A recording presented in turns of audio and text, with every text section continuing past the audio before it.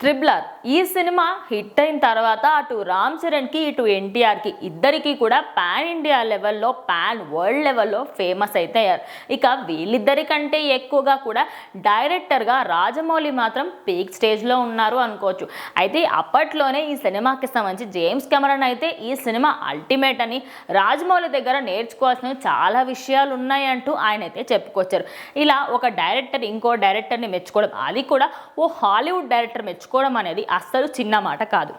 ఇక ఇప్పుడు ఇంకో డైరెక్టర్ అయినటువంటి జేమ్స్ గన్ అయితే రీసెంట్గా ఆయన మనకి చిన్నగా మీటింగ్స్ జరుగుతూ ఉంటాయి, జూమ్ మీటింగ్స్ లాగా ఉంటాయి అనమాట.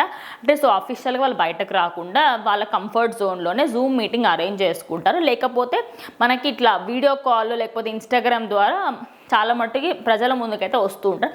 అలా ఒక జూమ్ మీటింగ్లో ఒక యాంకర్ అడిగిన కొన్ని క్వశ్చన్స్కి అయితే ఆయన ఆన్సర్ ఇవ్వడం జరిగింది. సో ట్రిబులర్ గురించి మీరు ఏం చెప్తారు అంటే, it's an versatile movie and I really like the guy who acted ఏంటంటే, పక్కనున్న ఆవిడ రామ్ చరణ్ అని అడుగుతుంది. లేదు not Ram Charan, the guy who came with tigers and Lions అని చెప్పి అంటే ఏ యాక్టర్ అయితే సింహాలతోని అలాగే పులులతోని ఆ కేజ్ నుంచి బయటకు వస్తారు కదా, ఆయన అంటే నాకు చాలా నచ్చారు అండ్ నేను నిజంగా ఆయనతో వర్క్ చేయాలనుకుంటున్నాను. I would really love to work with him అని ఆయన ఒక వీడియోలో చెప్పిన వార్త ఇప్పుడు సోషల్ మీడియాలో వైరల్గా మారింది.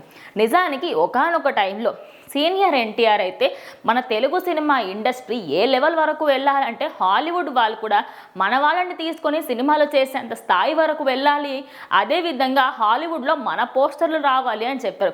ఆల్రెడీ మన పోస్టర్లు అన్నీ హాలీవుడ్ రేంజ్ వరకు వెళ్ళడానికి రాజమౌళి ఎంతైతే క్రెడిట్ సంపాదించుకున్నారో అందులో ఎన్టీఆర్ కూడా అదే క్రెడిట్ సంపాదించుకున్నారు అనుకోవచ్చు.